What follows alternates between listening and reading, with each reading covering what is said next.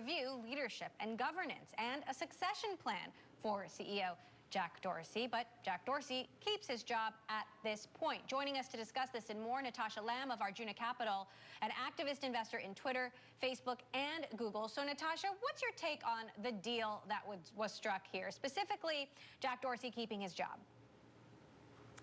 Yeah, I mean, I think he really threaded the needle on that one.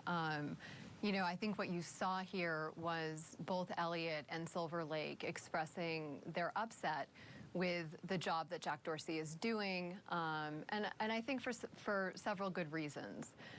One, they think he's too busy. He's running two firms, both Twitter and Square.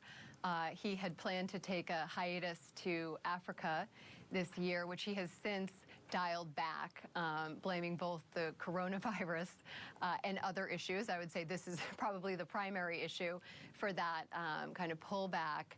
And then, I would add to the pile what's happening on the platform in terms of how it's being used for hate speech to propagate civil and human rights abuses.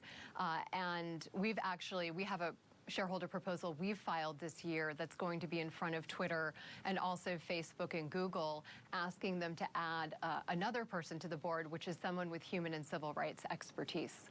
Let's talk a little bit more about Jack Dorsey, because he's not just the CEO of Twitter, he's the CEO of Square. He spends mornings at Twitter and afternoons at Square, though sometimes maybe that's reversed. He said he was going to go to Africa to work for 6 months. Now he says he is not going to do that. But, when he decided to do both jobs, there was a lot of talk about whether or not he could continue to do it, and now it's been 4 or 5 years. Is this a sustainable situation? I don't think so. I mean, I think we're in a bit of a wait-and-see pattern here with Jack Dorsey and the deal that was just struck.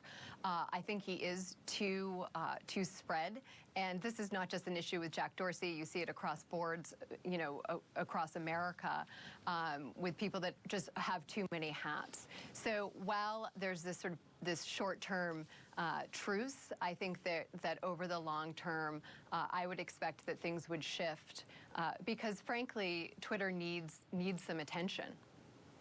Meantime, you've been campaigning for board diversity, for pay equity. Facebook just added 2 women to its board. What is your general take of that particular move and whether or not diversity across the board, no pun intended, is improving in general? I think it is. I mean, you just saw Goldman Sachs come forward and say we're not going to take companies public if they don't have a diverse candidate on the board, and that could, however they define that, whether it's a woman or a minority. But there is a shift that's happening. If you look at Facebook, Natasha, I'm sorry, I'm going to have to interrupt you. We're going to actually have to get to the White House.